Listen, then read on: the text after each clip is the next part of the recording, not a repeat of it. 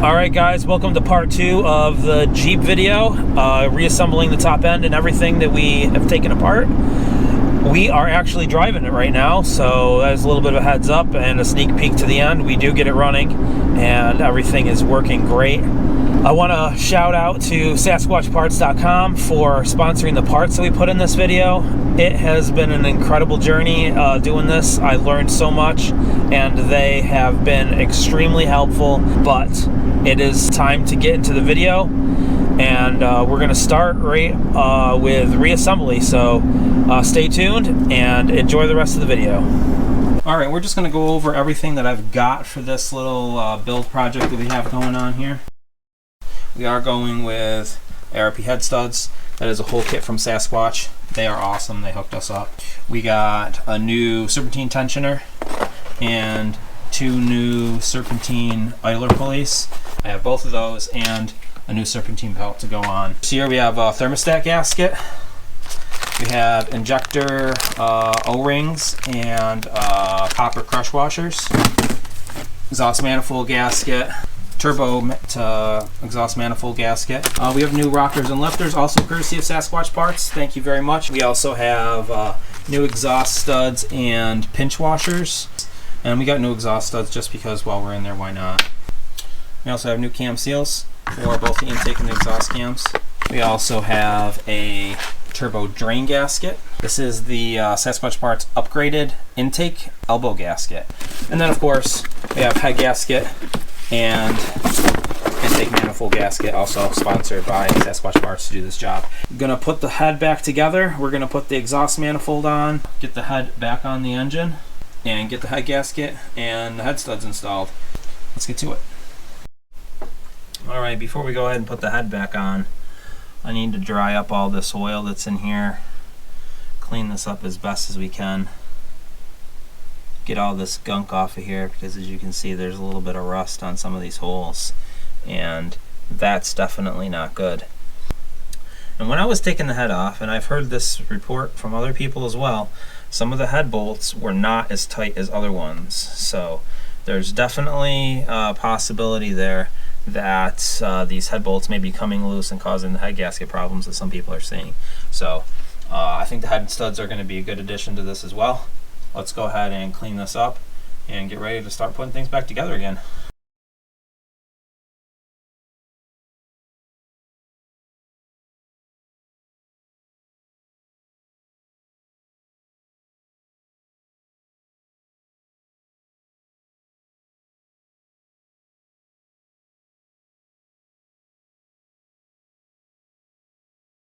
Alright, so we got everything cleaned up and we are getting ready to install the head studs. Now for this particular situation we're going to install these all first. They do have a little hex Allen key set on the top, so we can tighten them down. There should not be anything down inside of those holes. You want to make sure that they're clean and dry when you go to put these in. And just basically screw them in. We have 18 and they all come inside of these little tubes. So it's going to take a minute to get them all in there. I'll just throw you on a time lapse while we do it. 18 of them.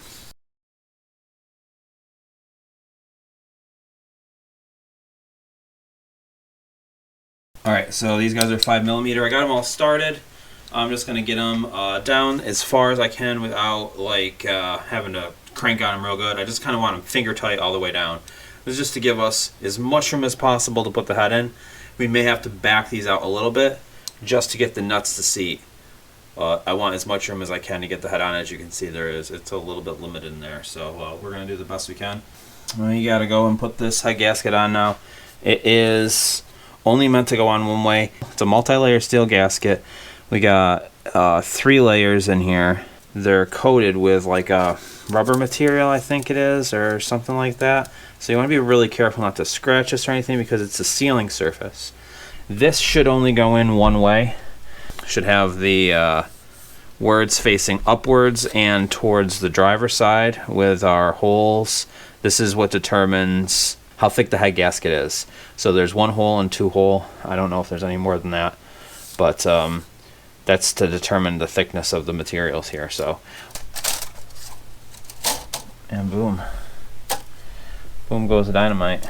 Figured maybe we should talk about these. ARP head studs are designed to clamp the head to the block with a head gasket in the middle. It's to prevent head gasket leaks and lifting of the head under higher compression. The reason I wanted to do it is because there have been reports of some people when they go to do a head gasket or other related repairs where the head has to come off, some of the head bolts are loose. Despite their best efforts, they just backed out on their own or became loose over time, possibly because they are what's called torque to yield bolts. And you torque them down and they actually stretch a very, very small amount. And once you do that, you can't use them again. So if you overheated just a little bit and you stretched that too much, now that bolt might become loose. So in order to combat that problem, we are going with the ARP head studs. They'll clamp it down real nice and tight. Shouldn't have anything to worry about after that. If you guys didn't already know, now you know. All right, one of the last things we're going to do before we put the head on is I'm going to lubricate the cylinder walls a little bit. I'm using engine assembly lube. It's going to get a little bit down in there, get it around your cylinder. I did this last so that way it doesn't attract any dirt and it's not sticking to it. And also I'm not using oil. I don't want to get any on the head gasket at all. If you're doing this with like some sort of oil or anything like that, which is totally fine, just make sure you don't get any on the head gasket. Let's see, not really using a lot here.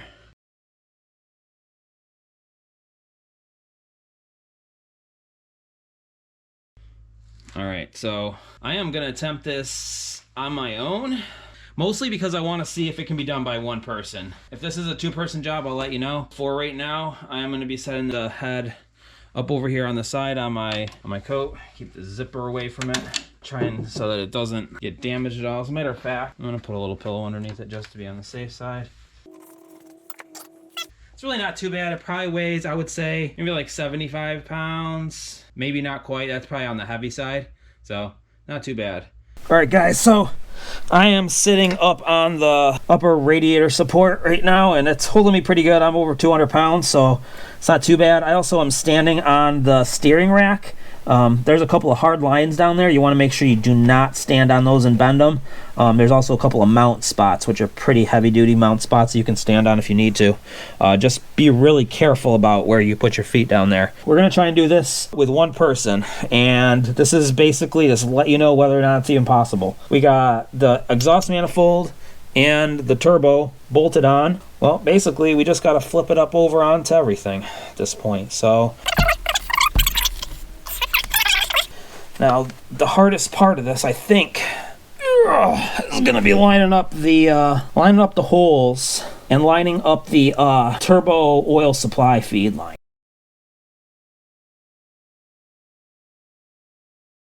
Everything's in there. It's just not sitting down flat yet. So I'm going to get out of here and take a look and see what's going on.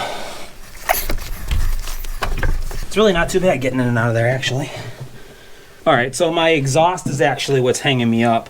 When I took this out, the exhaust just kind of like flopped down, and it was very floppy because of the flex piece. So right now it's basically resting on that, and it's making it going crooked. So I need to lift up a little bit and push that out of the way. There we go. There we go. Now she's down. So that wasn't too bad, really. One person can definitely do this. Not a problem. All right, guys, so obviously we got the head back on. You can see our studs sticking through here. Now, if you don't plan on removing the head, you're going to take out one bolt at a time, and then you're going to go ahead and screw this down into its hole as far as it'll go by hand. Once you get that done, you'll want to torque it all the way down. Basically, you're going to do one at a time, remove the head bolt, install the stud back in there, and then just back it out just a little bit so that the nut has enough room to seat, maybe 1 or 2 turns. We'll put some of the ARP fastener assembly lube on the top of the stud, top of the washer, and the bottom of the nut to limit the drag when we're torquing it down. And then we'll go ahead, put the washers, and then we'll torque them directly to the foot-pounds that they need to be at, one at a time. For the inside rows, right here, right here, right here, right here, and right here, those would be 130 foot-pounds. And the outside row, these ones out here and out here, there's 8 of those, and those ones will be at 120 foot-pounds. Just one at a time, take them out. Now you can do it, if you want to do it, to the same sequence that they recommend from the factory. in the correct order. That right there is going to be the sequence that I'm going to be using to tighten mine down. So if you start doing these with the one at a time procedure, I would do 1, and then I would do 2, and then I would do 3, and then I would do 4, and then I would do 5 and 6, and I would go in that order as you do it. That way it still has plenty of clamping force down, and I think that would probably be the best way to go. Don't read the rest of this. This is for once you're installing it normally. For the one at a time, we're just going to do 1 and then right down to the full foot-pounds that we need to do. Take your old head stud out, put the new one in. And basically after that, it's going to be pretty similar. We're going to need to make sure that these are backed out a little bit too. Finger tight, and then back it out 2 turns. So we're going to go 1/2 turn, 1/2 turn, 1/2 turn, 1/2 turn. Put a washer on. I'm just testing this to see how this looks as far as height goes. And that's pretty good. So I would suggest exactly that. 2 turns backed out is going to be right where we want to be. One of the things I did do was I did clean all of these washers off with brake clean. They had a little bit of like packing lube on there. It was like very sticky. And that's the complete opposite of what we want right now. So I'll clean these off and use just the assembly lube to torque these down. And we're going to do assembly lube on one side, on the washer, on the side of the washer facing us, on the threads, and on the face of the nut as well. The face of the nut also is a little sticky, so I'm going to clean those off as well and make sure that we have a good non-sticky surface, because I don't want to mess this up at all. So I'm just going to clean off all that's just slightly sticky.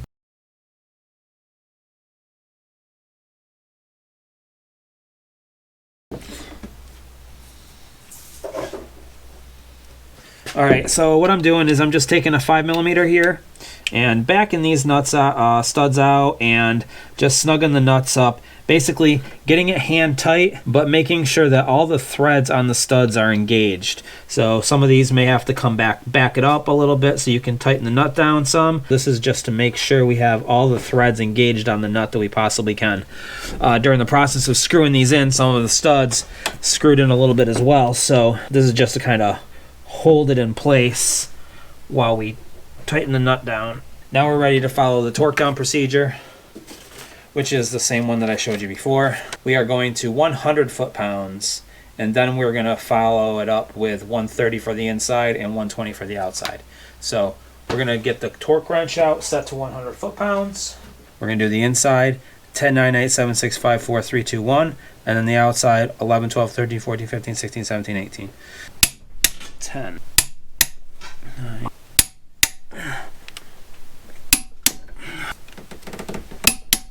6, 4, 3. Now I gotta do the outside at 100 still. 12, 13.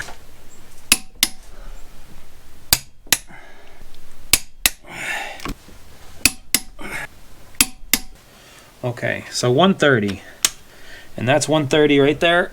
10.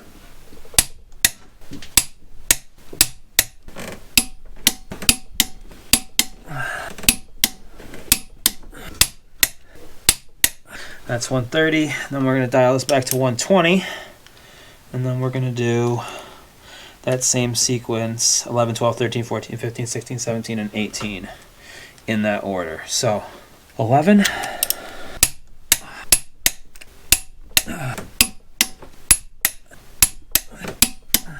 Alright, 120. Alright, so that's the last one. Next thing we're going to be doing, I'm going to install the rockers, and then the intake is right after that. Before we go and get the intake and the rockers in place, I'm going to install my glow plugs, just because there's going to be a little bit better access now. I have 120K on this Jeep, and these glow plugs actually look pretty good. I'm not going to replace them at this time. I'm probably going to regret that, but I am way over budget for this so far. So we're sending it with the original glow plugs. we're going to just stick these back in there. At the end of the day, these are accessible from outside of the engine. So if I have to get to these, it's not going to be a fun job, but at least I don't have to take the engine apart. So I'm spending the money on the internal components right now rather than the external stuff that I could potentially do later. So I'm going to go ahead and put these back in. These are just a little bit hard to see when you have the intake on, because the intake actually comes up over this and then like extends over a little bit here. So these are like hidden underneath stuff that you can't really see. That's the only reason why I would recommend replacing these now. It's because it is quite a bit easier to get to these right now. And I'm getting these started by hand as far as they'll go in, which is pretty much all the way for me. All right, we got our glow plugs in. I got the harness for the glow plugs back on. That just like kind of snaps over them. All right, actually, one other thing that we can do here before we get the intake back on is let's work on the oil tube drain and the gasket for that. I did clean that off while I had the turbo off. I did clean off the gasket off camera. Make sure you get that nice and clean on the bottom of the turbo. We're gonna try and see if we can feed those lines and get the gasket on there. All right, got my 2 screws, got my gasket, and this is the turbo drain right here. And there we go. I got my hands on it now. Hopefully you can see that. We got the gasket and the 2 screws. They go up from the bottom, and unfortunately you're not going to be able to really see that very well. I'm not even going to be able to see it very well. I just kind of have to feel it to put it in there. So good luck and wish me luck. One trick that's going to help you with this is to not tighten them both down all the way. Just get one started, a few threads, and then go in there and get the other one started, a few threads, and then go ahead and tighten them down. That way, if you need to move things around a little bit, you still have a little bit of wiggle room there. All right, so we got the lines for the turbo drain back into place, and I used a 1/4" drive. It's a 8mm bolt, and I used a very short extension here. I had to get them started by hand. You can't really see what you're doing down there, so a lot of it is just kind of feeling around and trying to make sure that you get the gasket lined up with the bracket that's on the tube, and line that up with a hole as well. I dropped the screws a bunch of times, had to go looking for them, so it's definitely not the easy thing to do. It's kind of difficult, to be honest with you. However, if you do one of them on there loosely, the second one was a lot easier to get on, just because it was holding the bracket up on the tube, and I didn't have to like try and hold that too. So basically this is what got me, got it all in there. It's not an easy fit. I was back and forth like just a couple of clicks each time. If you have some better quality tools, it might be easier, but it's possible with some basic stuff. I'm gonna give them a little ugga-dugga with a 1/4". That should be good enough for me. I'm not getting my torque wrench down in there. There's also a turbo bracket down there, and I'm gonna go ahead and get that in now as well. This is I think this is a 10. All right, crank. All right, that should be good. Not bad. Not bad at all. All right, something that I should have done that I didn't do is actually put the intake gasket on before I put any of these lifters and rockers in place, because the gasket actually goes underneath them, kind of between these passages here. Let's get it in. YouTube magic. There. That is much better. And that was really quick. So we're onto the lifters and the rockers. I'm going to use some assembly lube for this. That should be pretty good. I don't think I mean, if you have oil, that'll work too. Just something to give it a little bit of lubrication so it's not totally dry. Like I said, some people may try to soak these in oil. Don't know if that's necessarily needed. I'll say it again. I said it before. I'll say it again. If you're reusing your old ones, you're going to want to make sure that you put them in the same ones that they came out from. And I'm just put a little bit on here. That should be good. I'm just putting a little dab right there as well. So when we go to set this in place here, she slides right in, and then that little dab of grease should help to hold it on top of the valve. That should be just fine. There's the first one, and just need 16 more.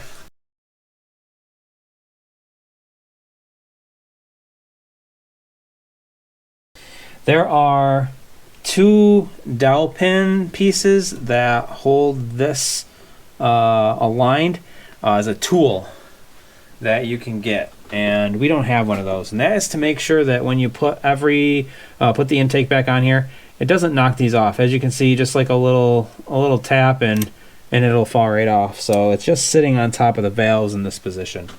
We need to get the intake on here evenly and not knock anything off. In reality, the hardest part about all of this is going to be the dipstick tube. It gets in the way back here.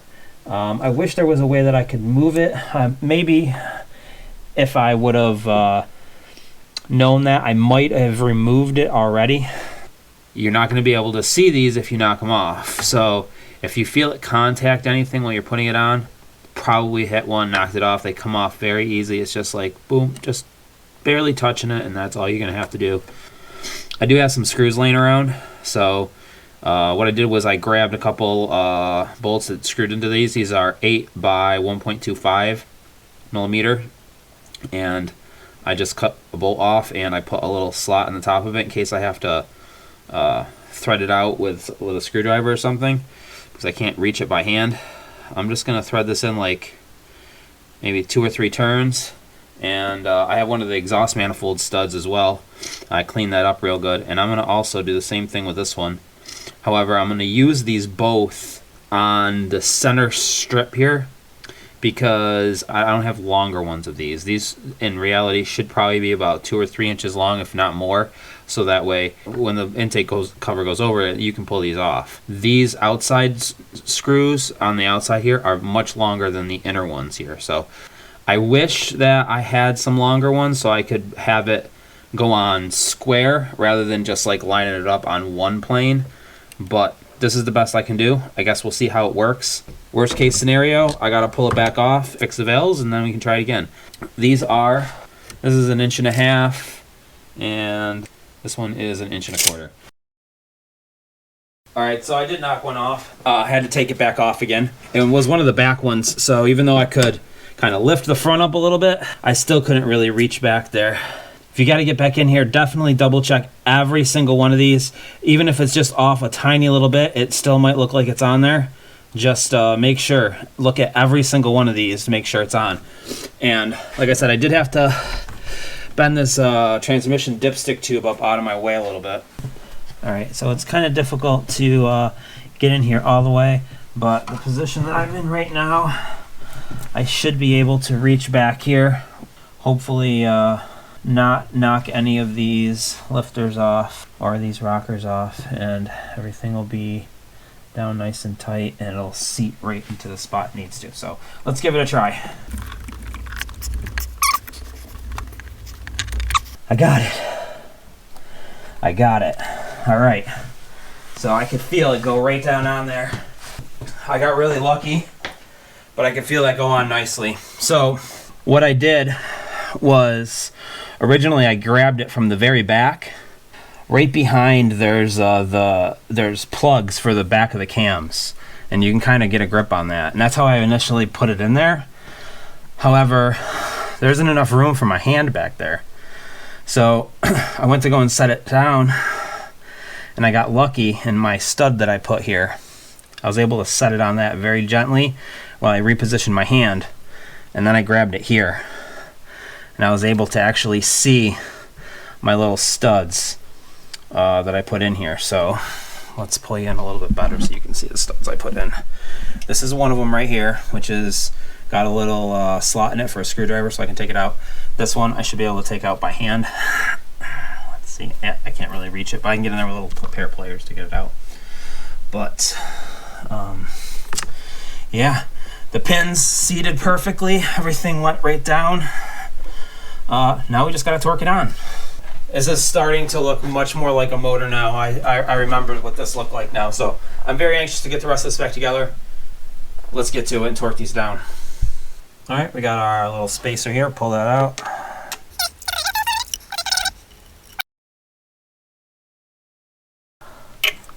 Got that out of the way. And as you can see, with the clearance issues that we have here, it's definitely a lot easier to take and remove the common rail for the injectors. Just take that right off. It's only 3 bolts and it will give you plenty. As a matter of fact, you could also take these right here just for the engine cover mount pieces, and you could take those off too. So I'm just getting these bolts all the way down. I'm not torquing them down like this. We are going to do it properly with the specifications right out of the manual. Make sure we get them all the way down here first. Here we have our torquing sequence. So we need to alternate between bolts 11 and 16. So 11 and 16. 16 is back here, all the way at the back driver side of the engine, and 11 is the front passenger side. So you want to alternate between those two just so you can snug the head down. It's going to rock a little bit because of the spring tension that's still in the lifters. So we're taking up that little bit of that tension right now. Then those two, we're going to get those to 7 Newton meters, and then we will tighten down all of them in the numerical order to 25 Newton meters. All right, guys, so if you're going to be reusing your old bolts, you're going to go ahead and want to put a little bit of engine oil on the threads here as you put them into the holes. So I just have a little oil can here. All right, we have 16 bolts holding the intake on top of the head, and what we're going to need to do first is you need to tighten down number 1, which is actually it's going to be this one right here, and then number 16, which is going to be the very back one on the driver's side. So it's going to be way back here, this one right here, if you can see that. We need to tighten those two down to 7 Newton meters. It's like 8 and chain foot-pounds, something like that. Tighten those down. That will secure the head and keep it from rocking a little bit. And then we're going to go ahead and once you get those done, then go back and start off at number 1 again and tighten them down to 25 Newton meters. I went around twice to double check because some of them, after you tighten them down, loosened them up a little bit, it seemed like. So I double checked it twice just to make sure, and it seems to be fine. So on to the next. All right, now that we got the intake torqued back down, you want to make sure that you don't forget to install your fuel supply right here, which is coming from the injection pump. We're going to go ahead and get the fuel rail back on. And pretty much at this point, we're just putting accessories back together until we get the timing stuff back on. So we're going to go ahead and get the fuel rail back on here.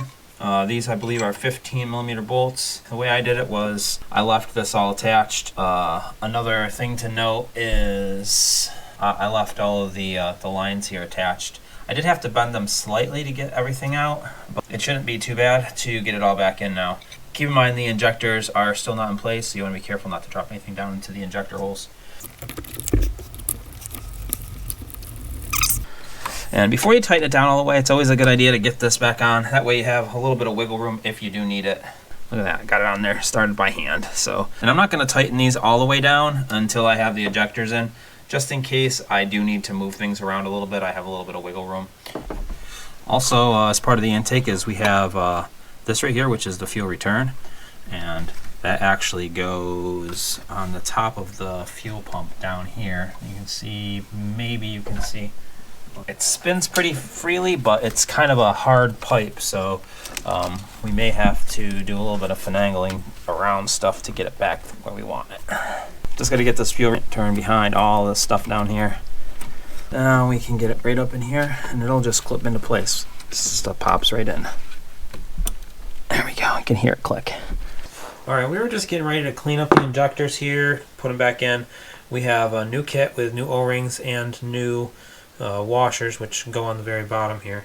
And I got one off here so you can kind of see what it looks like. It's got, this is not just a straight round washer. It is got some little protrusions there on the inside circumference, and also it's fairly thick for a copper washer, so you definitely want to replace these. I was just looking and I noticed what I noticed was it's actually still in the head. And I did not look at this while I had the head out, which I totally should have. So what I'm going to do here is I'm going to take one of the injector bolts. This is what holds the injectors down with these little clamps here.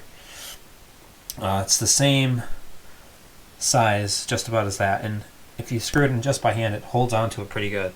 So I was thinking I could use something similar to that to get down inside of the hole and grab it. So I have a little bit of a longer bolt, slightly different threads on it, but still it catches on there pretty good. This is one of the old ones, so I'm going to use this to try and see if I can get it out. Alright, so we got it off. We're able to pull it right out. So definitely be careful. Don't do what I did. Check for these when you take your if you're taking your head off or however you're doing it. If you're not taking your head off, this is a good way to get them out. Cool tip right there. Alright, so now that we got that off of the head, we still have 2 more of them to take off of here. Just grab onto them with a needle nose, something with just a little tiny bit of teeth on it, and just a little twist, and it'll come right off. And we're going to clean these up, get them ready to go back in. We have the new washers and gaskets right here for it, so let's get these cleaned up.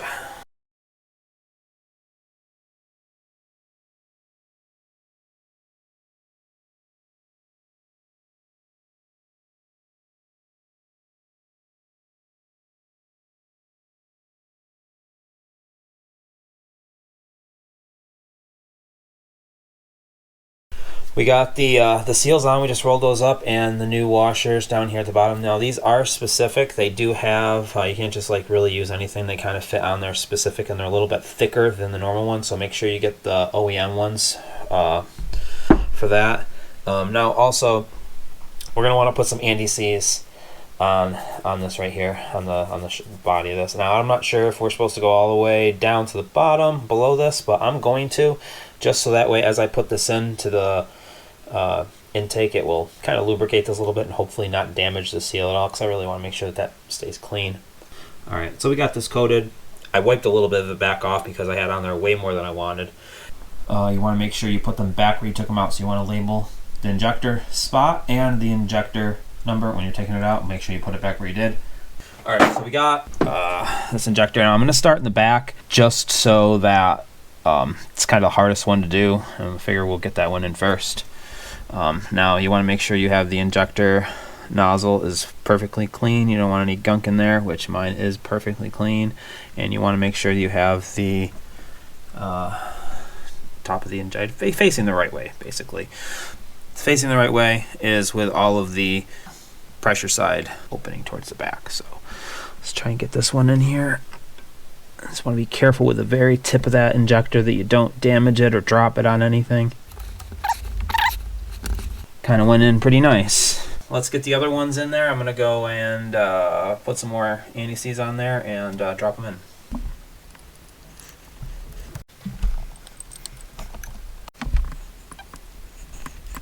Alright, that's the injectors in. Now we just need to crank them down. Alright, so we got these guys to throw in now. Start here on the front. Okay, let's try again. Alright, so we'll go ahead and get these in. It just clips over the little, let's see, I got right here, just like that.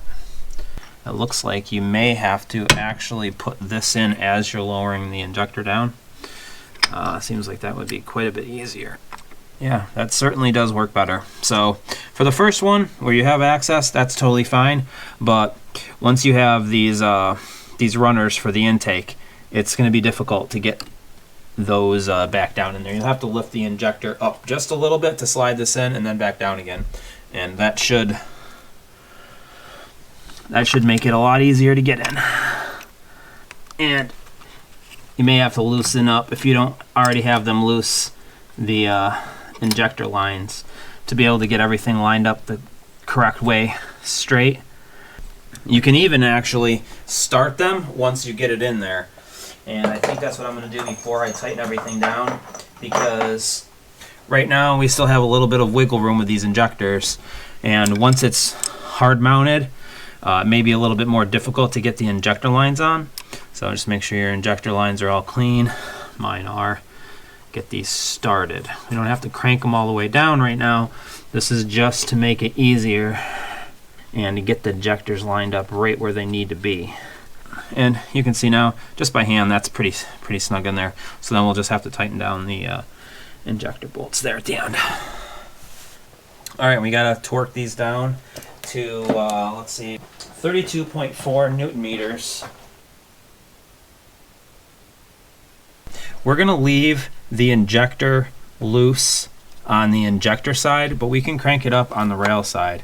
And the reason for this is, once we go to start this, this has all been drained, so we need to fill it back up. It needs to be primed.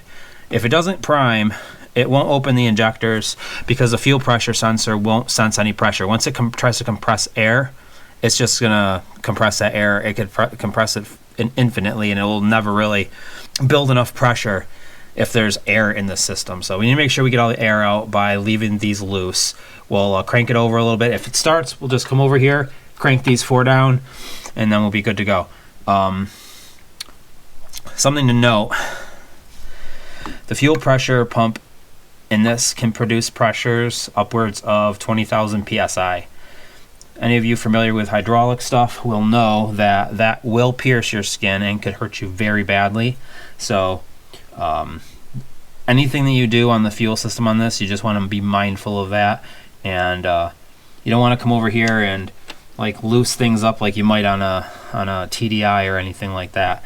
We'll try. I have the upgraded fuel pump, so that should prime the whole system for me. For other ways, I'm not sure if it will bleed out any air otherwise, but we'll do some testing and see how it works.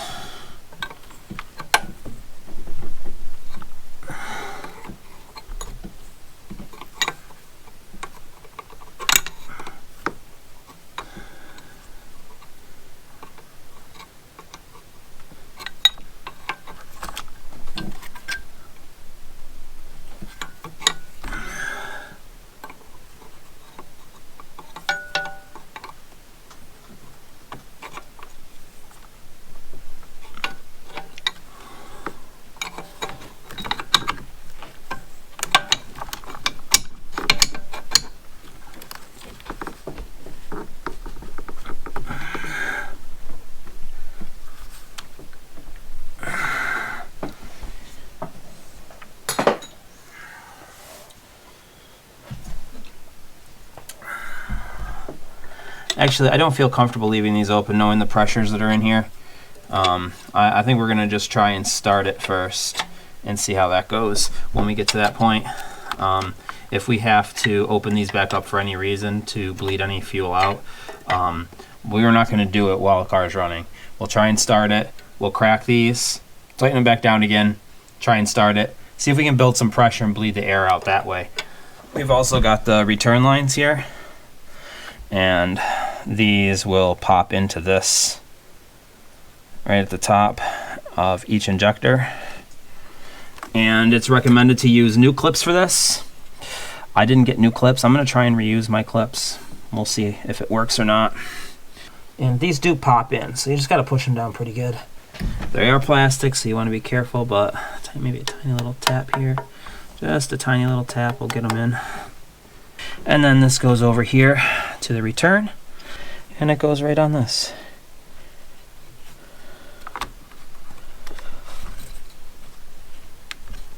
So there's a return off of the injectors, and there's a return off of the fuel line. And there's a clamp on that bigger one coming off of the rail. So we'll just get a clamp on that. I did forget to do one thing, and that is over on this side. Down on the bottom of this block there is another hose that is the return line. I got it popped up there, and it just goes on the bottom of that little plastic junction box, whatever you want to call it. So we got the return on. We just have to make sure we get the clips back in on the top of the injectors for the injector returns. We have these little clips here for that. Now the manual recommends to not reuse these. These are right at the very, very top of the engine for me. So super easy to get to. Saves me a couple bucks and I don't have to wait to order new ones. If they don't work, I can just always order some, and they're just right here. I actually squeezed them down a little bit with a pair of pliers to try and get a little bit more tension out of them, just in case they are a little bit weaker. But they seem to clip on just fine for me. The plan here for me, and this is what I would recommend anyone who is going to be doing this job, do it and at least in this way. You don't want to put everything back together just to find out that something's not 100% right. As a test, to make sure that it's all good, what I like to do is get the timing done, hook up the fuel, which we already got hooked up. We're going to have to hook up this harness. This is the injector harness, things like that. So all the stuff on the top of the intake here, we'll have to hook back up. But we are not going to hook up any of the coolant stuff right now. We're not going to hook up any of the other ancillary things. We're not putting the alternator back on right now. All we got to do is get that timing cover on. There are 3 larger bolts and then several smaller ones. So the larger bolts are the ones that I always have a trouble with because I can never remember where the hidden ones are. And there is a hidden one down here underneath this spot. Right down in here underneath there. So we need to get in there and make sure that, let me get that bolt in.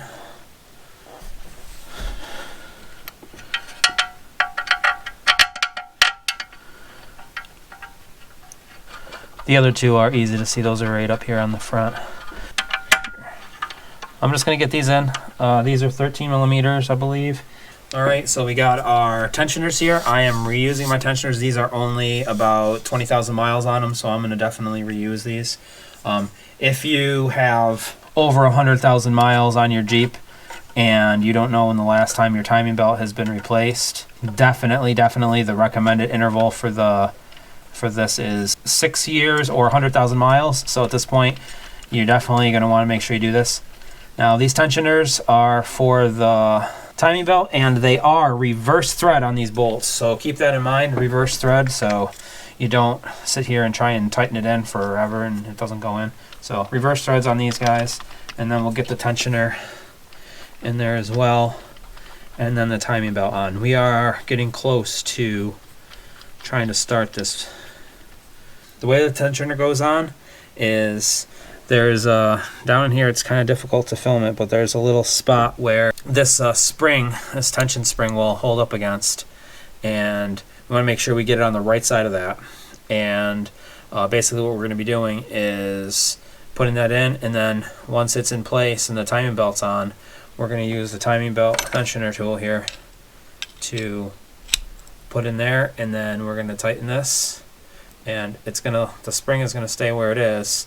And we just need to line that up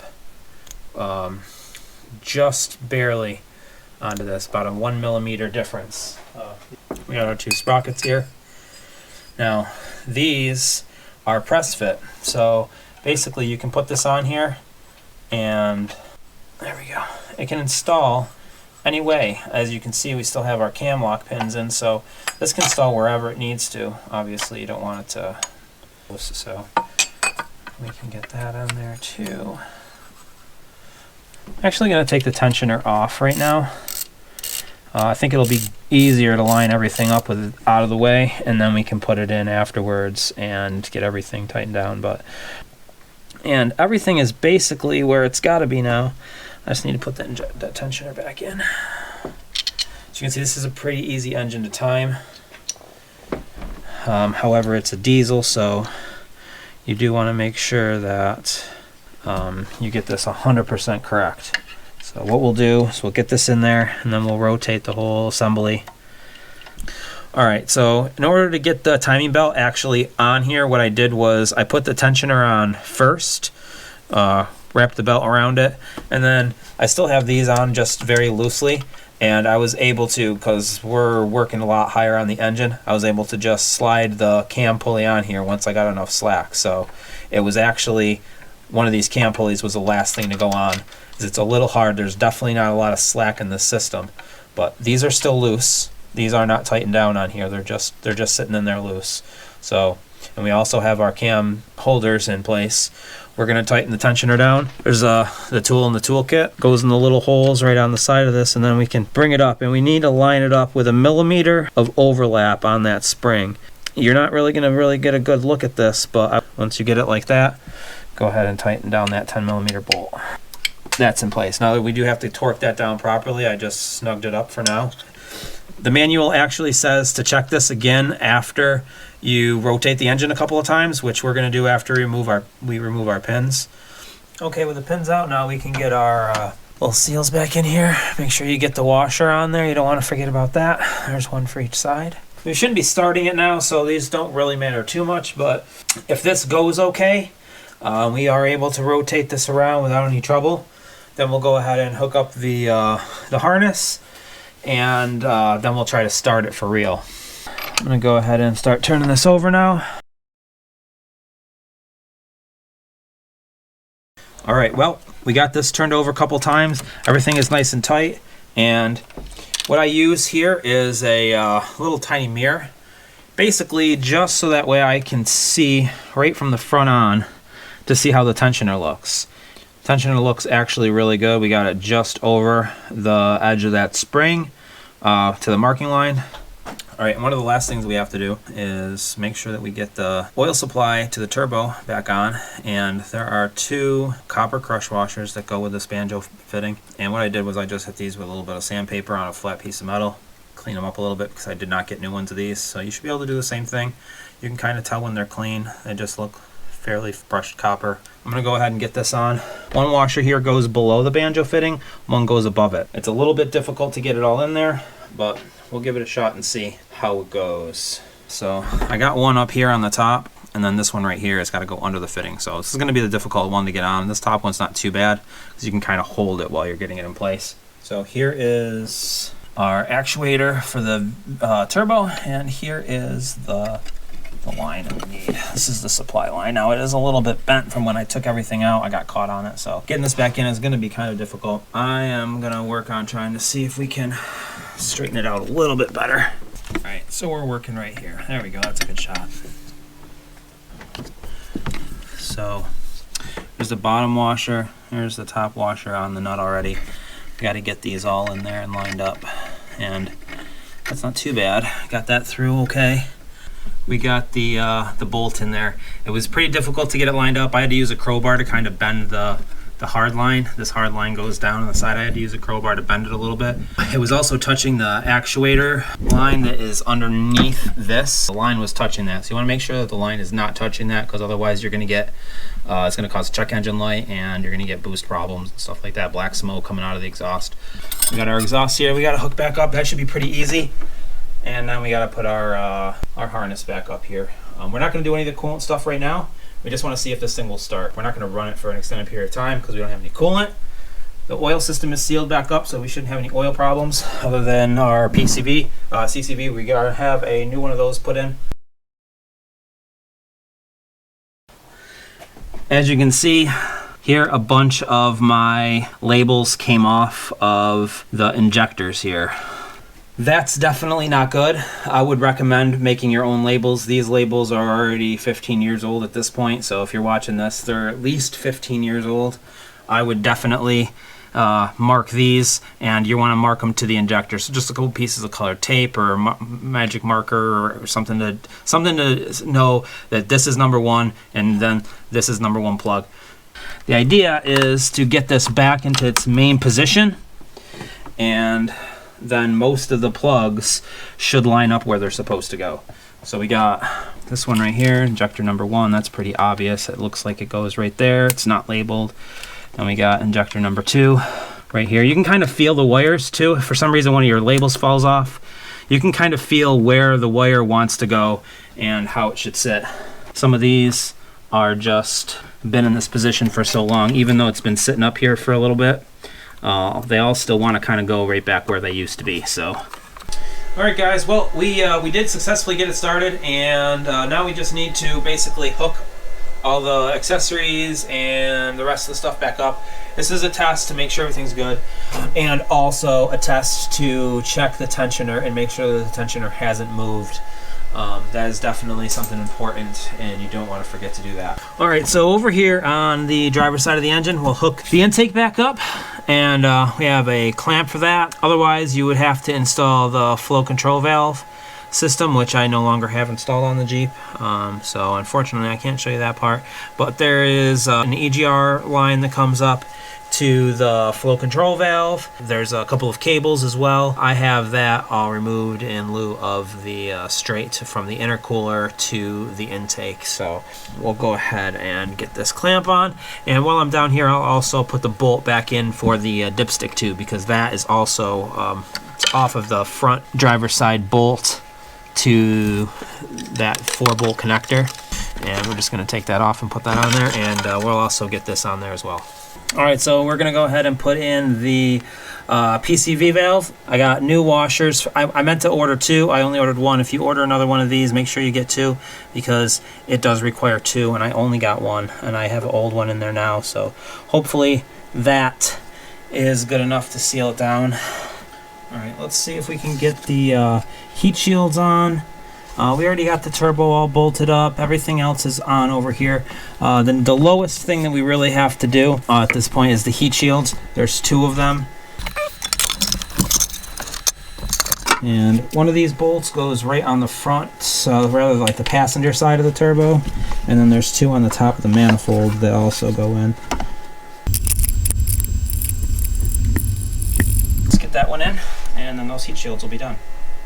All right, right now we're gonna work on getting the cooling system all back together. Overall, we are on the passenger side right now. So this is, we got the reservoir off and unplugged from power. We have the viscous heater out, the thermostat is out. So we need to get all of this stuff back in there, plugged back in. So, all right, so we got this hose right here, just coming from the water pump. That needs to go on the bottom of our reservoir, and we also have our plug. So actually, you know, let's get this on first. It's going to be easier to do while we have some room to move around. There are little lines to keep that aligned. Clips right on. Then our hose is going to be going right there, but we're going to have to kind of get this down into its semi-mounting location to be able to do this. So, and we're going to just bolt this all up right at the same time. So I'm taking the nuts, which I've placed on the back on the firewall. Take those off. We got 2 of them. So then we got this hose right here, which has got to go back on to this guy. Looks like it's going right there. It's going behind the AC line. So the AC line is going to be way out in front. There are special pliers for this. I don't have any, but these ones are pretty helpful because you can get down in there, get it up on there. So there we go. That wasn't too bad. These look like 10 millimeter. Pretty much everything on this is going to be 8, 10, 13, 15, 17. There's a couple of other random sizes in there, but most of the bolts are all going to be right in that range. So, all right, so I do have the coolant bypass on this. So right here where we have a single, we would normally have a Y fitting. Normally we would have a Y fitting here, and then we would have another line going up over the top of the intake back over to the EGR. We have that deleted, so we don't have to worry about that. Like I was showing you guys before, how I took everything apart, basically, so that it's easy to go back together. So this one right here goes right there, and this top one right here is going to the viscous heater. We got this one coming from the water pump down below. It's going right on this one. All right, off camera, I installed the turbo to the air box, the wiring, the cold air from the turbo to the intercooler. I left everything else disconnected for now. When I was running it, I was getting a stutter, and I wasn't sure exactly what was causing it. Being that I had gone through the whole engine, I assumed that it was one of the things that I had left unplugged. So we cleared the codes and started it again, and still it was not running properly. And I still assumed that we had something disconnected here. So I unplugged all of this stuff back into the turbo. The turbo actuator was unplugged for this, so I plugged that back in. And I'm not sure what was causing it, but I just wanted the whole air system complete, so the car knew exactly what it was doing. And we were able to get it started, and it is running now with no fault codes on its own. I just had to do a little bit of tweaking and make sure I hooked this stuff all up. So at this point we're ready to put everything else back together and fill her up with coolant. And I don't have any coolant right now, so we're going to get the front cover back on, serpentine belt, the fan, alternator, all that good stuff, put the thermostat back in, and we'll fill it up in a little while once the coolant gets here. Should be here shortly. Alright, so I got a new thermostat gasket. Got the thermostat right here, and it's got 3 bolts. We got 2 long ones and the short one here.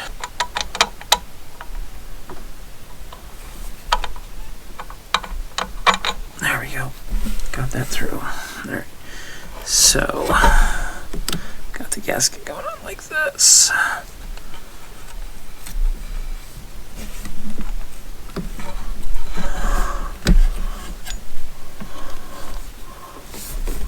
Then we have this one other bolt, and this one goes below the one that's further back. This one's even further and harder to get to, but it's also a pretty small bolt, so it's gonna go right down below this one right here.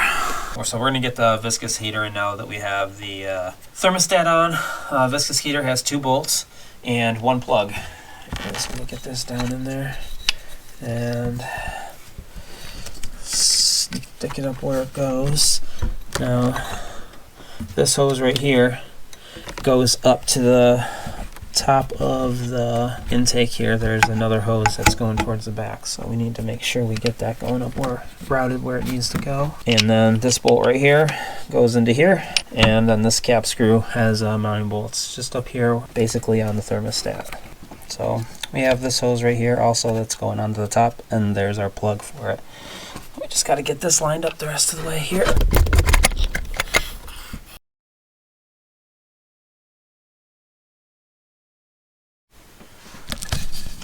Alright, we'll get our hose on here. Plug that in. And then we got our little safety. There we go, so it doesn't come out. Alright, and then we do have this one here on the top going on this bracket. I already secured it with a screw there, but I feel like it needs to be tightened down a little bit more.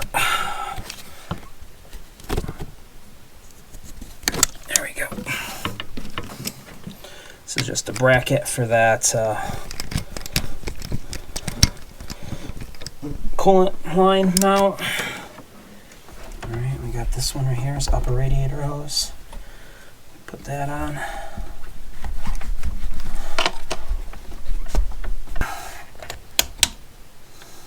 Go.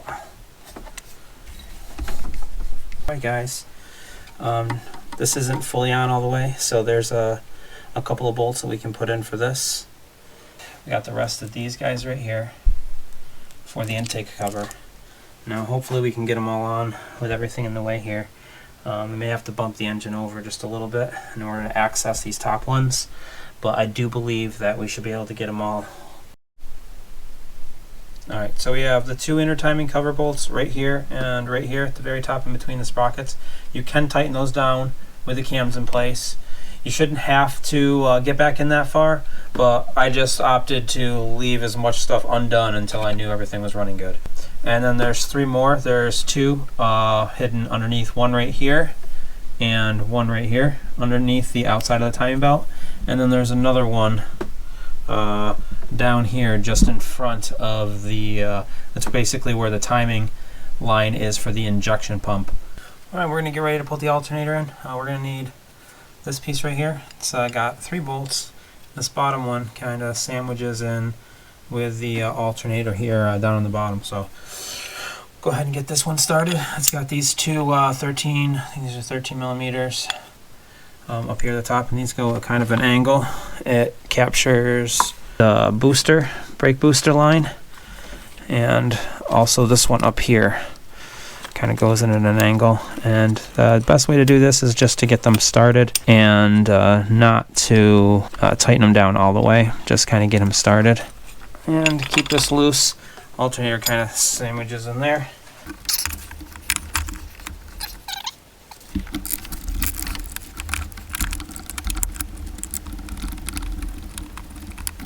And then we got this one right here for the front. And this is holding on the bracket that supports the cover. as well as the alternator too. It's best to get these all started loosely first. Once you hard mount it, it tends to be a little bit more difficult to line up the holes. These two lower ones are 13 millimeters. This one right here is a 15. These are 13s as well. Now that we've got this mounted back up again, we can go ahead and reconnect the connections here.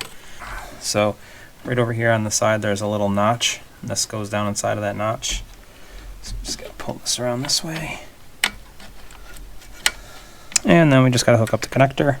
And we are good with the alternator.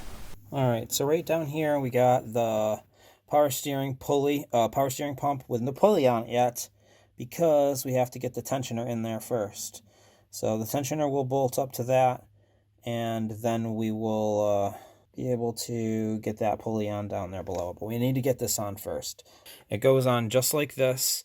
So the bolt hole goes through this way with the pulley off to the right hand side, and then it just bolts in that hole. Now there's also these two tabs. Those will line up down there. You just wanted to get it just like that. Alright, so one of the next things we need to do here is get our power steering pulley pump back on. Power steering pump pulley back on. That is 3 10-millimeter bolts. And this is the pulley right here. And we can get these on and then wait until we get the serpentine belt on there until we tighten it all the way down. So we can also get this in place. This is basically our next step here. And we are getting very close. Alright, now as you know we have a bunch of little screws for this one. So I think there's like 16 or 18. These are 7-millimeter. Alright, now with the timing cover on, we can get the rest of our pulleys and stuff back on here. We have the harmonic balancer crank pulley to go on. That is 4 10-millimeter bolts, so we'll get that on. We also have the fan mount that goes here in the center to get on, as well as a couple of idlers that I have brand new ones and a new tensioner as well to put on here. So we'll get this stuff installed, starting with the harmonic balancer here, serpentine belt crank pulley, and that's got 4 10-millimeter bolts on there. So like I said, we can torque these down to spec after we get the belt on here. That's going to make it a lot easier for it to not spin. Alright, now we can get our, we have our 2 new idlers, 2 new idler pulleys for the serpentine belt, and our new tensioner as well. Now, the tensioner here has been locked in place here, so once we get that in there, we'll have to pull this pin out once we get the belt on and everything. So make sure you have something to grip onto this good. Actually, before we even get those on, we need to put on our fan mount here, and that is because one of the idlers actually goes right here on the fan mount, and also we need to get this all in there first. So we have 4 bolts on this. One of them is actually hidden behind this pulley, so that's going to be the fun one to get in. Get that started. These are 13 millimeters. Alright, now with that mounted up, we can get the idler pulley on here. We need 2 of these, so we got 1 here on this mount. Yes, these are reverse threads as well. And then we got our other idler pulley, which goes over here. This is directly under the alternator. Hopefully that's still in frame. Be right here, and this is also a reverse thread. Lucky for us, Jeep was kind enough to leave us a routing diagram here right on the upper radiator support here. So let's go ahead and route that up like this. What we have is the belt all routed around the way that it has to go, minus going over the tensioner. So the tensioner's got a 17-millimeter bolt on it right here. So you need to get a socket on here and release the tension. Then we can pull this this pin out, and we'll be able to get this up over the top while it's all tensed down as well. Alright, these are the 2 bolts for the fan shroud. These are 10 millimeters. And the way the fan shroud goes on, there's 2 clips on the bottom that clip it in, and then there are these 2 bolts towards the top. So here's the fan shroud right here, and there's the bolt hole, and there's the clip. It just kind of slides down into it. It's not really so much of a clip. Same thing on this side. Clip is on the bottom, 10 millimeter up there at the top. So the way I would do this, actually get that and the fan in at the same time, because there isn't going to be a lot of room in order to get the fan and that in separately. So it's best to get the fan inside of this hole, get it down inside of there. And then once we get that in there, we'll get these on, and then we'll tighten down the fan. All right, so we got the fan shroud on, and we got the fan. You can just spin it right on all the way, almost all the way down by hand once you got it on there. And that goes on normal threads, normal righty-tighty, lefty-loosey. So you can just spin that on there, and then once you get it all the way down, bottomed out, you can actually test the fan too to make sure this is running, this is actually good. So an easy way to test to make sure this is working properly is this should not be easy to move. You should not be able to like spin this at all when it's cold. And that's how you can tell that.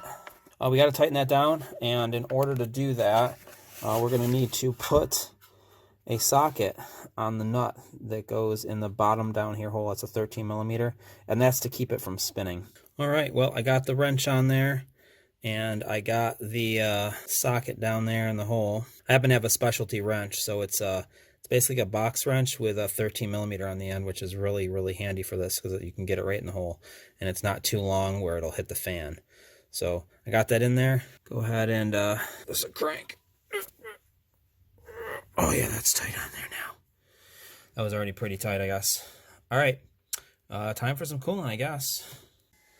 All right, she should start up now, no problem. She's purring, man. She's purring. Everything feels real good in here.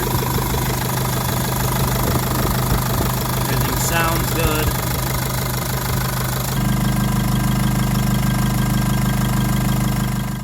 Hey guys, I want to thank you all for watching and participating in this journey that I have been on over the last few months, getting this video all together and putting the Jeep together. It's been a learning process for me, and I want to thank you guys for watching. Again, huge shout out to SasquatchParts.com for sponsoring the parts for this video.